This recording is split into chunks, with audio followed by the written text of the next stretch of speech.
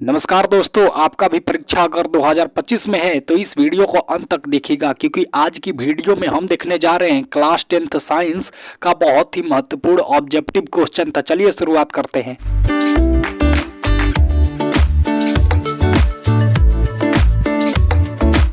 हमारा पहला प्रश्न बोलता है कि प्रकाश की किरण गमन करती है। भैया पक्का क्वेश्चन टकराएगा आपके ऑब्जेक्टिव में इससे, आज के इस क्लास से। तो ये ऑप्शन है सीधी रेखा में, बी ऑप्शन है टेढ़ी रेखा में, सी ऑप्शन है किसी भी दिशा में, डी ऑप्शन है इनमें से कोई नहीं। तो आपको बताना है कि प्रकाश की किरण गमन करती है, तो जो प्रकाश की किरण गमन करती है ना वो सीधी रेखा में गमन करती है। तो हमारा ये ऑप्शन बिल्कुल ही सही हो जाएगा। आइए देखते हैं अगले प्रश्न को। अगला प्रश्न क्या बोलता है, प्रकाश का वेग न्यूनतम होता है। न्यूनतम मतलब कम। ए ऑप्शन है निर्वात में, बी ऑप्शन है जल में, सी ऑप्शन है वायु में, डी ऑप्शन है कांच में। तो आपको बताना है जो प्रकाश का वेग होता है वो किसमें सबसे ज्यादा कम होता है। तो जो कांच होता है ना उसमें सबसे ज्यादा कम होता है। तो हमारा डी ऑप्शन बिल्कुल ही सही हो जाएगा। साथ में आपको ये याद कर लेना है कि प्रकाश की सबसे ज्यादा अधिकतम चाल निर्वात में होती है। तो हम ए वाला ऑप्शन बिल्कुल सही हो जाता। आइए देखते हैं अगले प्रश्न को। अगला प्रश्न क्या बोलता है, मोटर गाड़ी के चालक के सामने लगा रहता है। ए ऑप्शन है समतल दर्पण, बी ऑप्शन है उत्तल दर्पण, सी ऑप्शन है अवतल दर्पण, डी ऑप्शन है उत्तल लेंस। तो आपको बताना है कि मोटर गाड़ी के चालक के सामने लगा रहता है, तो मोटर गाड़ी के चालक के सामने उत्तल दर्पण लगा रहता है। तो हमारा जो बी ऑप्शन होगा वो बिल्कुल ही सही हो जाएगा। आइए देखते हैं अगले प्रश्न को। अगला प्रश्न क्या बोलता है, मोटर कार के हेडलाइट में किसका प्रयोग होता है। ए ऑप्शन है समतल दर्पण का, बी ऑप्शन है उत्तल दर्पण का, सी ऑप्शन है अवतल दर्पण का और डी ऑप्शन है उत्तल लेंस का। तो आपको बताना है कि मोटर कार के हेडलाइट में किसका प्रयोग होता है। तो मोटर कार के हेडलाइट में अवतल दर्पण का प्रयोग होता है। तो हमारा सी ऑप्शन बिल्कुल ही सही हो जाएगा। आइए देखते हैं अगले प्रश्न को। अगला प्रश्न क्या बोलता है, समतल दर्पण द्वारा बना प्रतिबिंब होता है। ए ऑप्शन है वास्तविक, बी ऑप्शन है काल्पनिक, सी ऑप्शन है दोनों, डी ऑप्शन इनमें से कोई नहीं। तो आपको बताना है कि समतल दर्पण द्वारा बना प्रतिबिंब कैसा होता है। तो भैया काल्पनिक होता है। तो हमारा जो बी ऑप्शन होगा वो बिल्कुल ही सही हो जाएगा। आइए देखते हैं अगले प्रश्न को। अगला प्रश्न क्या बोलता है, लेंस की क्षमता का एसआई मात्रक होता है। ए ऑप्शन है डायोप्टर, बी ऑप्शन है ल्यूमेन, सी ऑप्शन है लक्स और डी ऑप्शन है एंगास्ट्रम। तो आपको बताना है कि लेंस की क्षमता का एसआई मात्रक क्या होता है। तो जो लेंस की क्षमता का एसआई मात्रक होता है ना वो होता है डायोप्टर। तो हमारा ये ऑप्शन बिल्कुल ही सही हो जाएगा। आइए देखते हैं अगले प्रश्न को। अगला प्रश्न क्या बोलता है, प्रकाश की किरणों का पथ दर्शाने वाली चित्रों को कहा जाता है।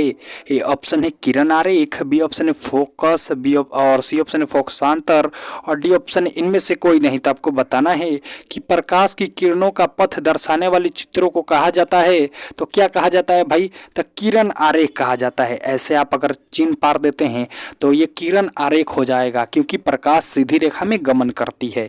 तो आइए देखते हैं अगले प्रश्न को। अगला प्रश्न क्या बोलता है, 8वां क्वेश्चन बोलता है 2D क्षमता वाले लेंस का फोकसांतर होगा।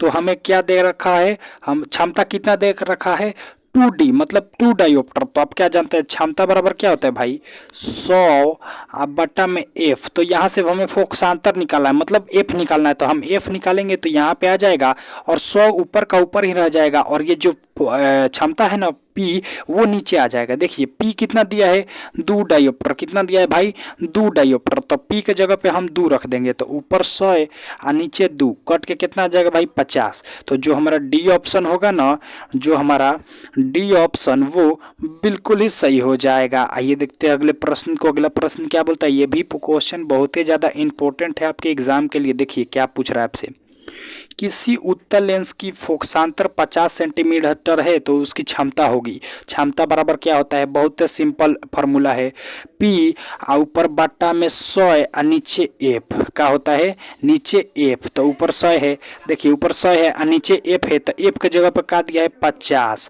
तो ऊपर 100 और नीचे 50 कट के कितना आएगा 2, काची का 2 प्लस का 2।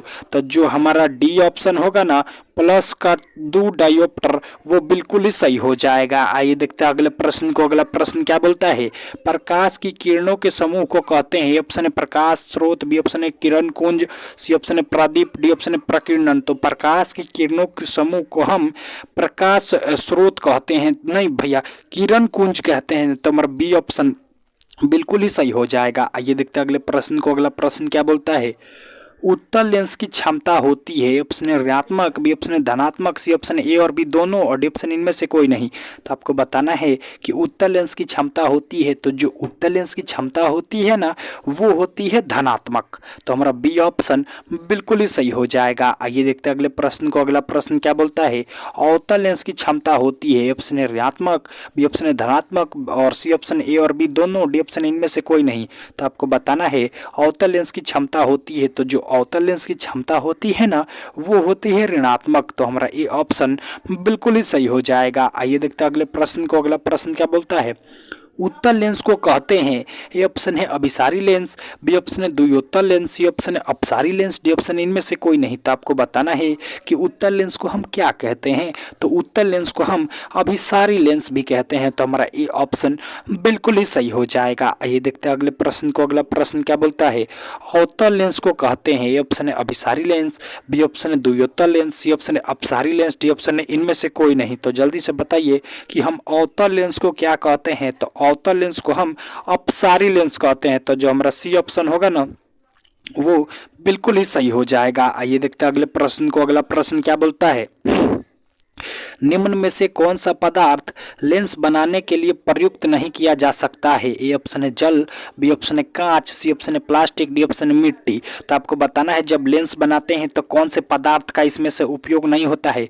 तो जो मिट्टी होता है ना उसका उपयोग नहीं किया जाता है लेंस बनाने में। तो हमारा डी ऑप्शन बिल्कुल ही सही हो जाएगा। आइए देखते हैं अगले प्रश्न को। अगला प्रश्न क्या बोलता है, किस दर्पण में हमेशा वस्तु से छोटा प्रतिबिंब होता है। ए ऑप्शन है समतल, बी ऑप्शन है उत्तल, सी ऑप्शन है अवतल, डी ऑप्शन है इनमें से कोई नहीं। तो आपको बताना है किस दर्पण में हमेशा वस्तु से छोटा प्रतिबिंब होता है।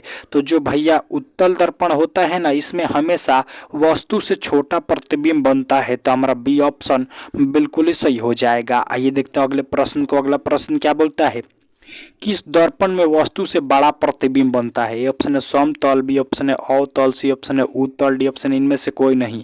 तो आपको बताना है किस दर्पण में वस्तु से बड़ा प्रतिबिंब बनता है। तो जो अवतल दर्पण होता है ना उसमें वस्तु से बड़ा प्रतिबिंब बनता है, और जो उत्तल दर्पण होता है उसमें वस्तु से छोटा प्रतिबिंब बनता है। ये भी आपको याद कर लेना है। आइए देखते हैं अगले प्रश्न को। अगला प्रश्न क्या बोलता है, कई बार आपके बोर्ड एग्जाम में पूछा जा चुका है कि प्रकाश के परावर्तन के कितने नियम है। ऑप्शन है 1, बी ऑप्शन है 2, सी ऑप्शन है 3, डी ऑप्शन है 4। तो आपको बताना है कि प्रकाश के परावर्तन के कितने नियम हैं। तो प्रकाश के परावर्तन के 2 नियम हैं। तो जो हमारा बी ऑप्शन होगा वो बिल्कुल ही सही हो जाएगा। आइए देखते हैं अगले प्रश्न को। अगला प्रश्न क्या बोलता है, जब प्रकाश की किरण हवा से कांच में प्रवेश करती है तो मुड़ जाती है। आपको बताना है कि जब प्रकाश की किरण हवा से कांच में प्रवेश करती है तो वो किधर मुड़ जाती है। ए ऑप्शन है अभिलंब से दूर, बी ऑप्शन है अभिलंब के निकट, सी ऑप्शन है अभिलंब के समानांतर, डी ऑप्शन इनमें से कोई नहीं।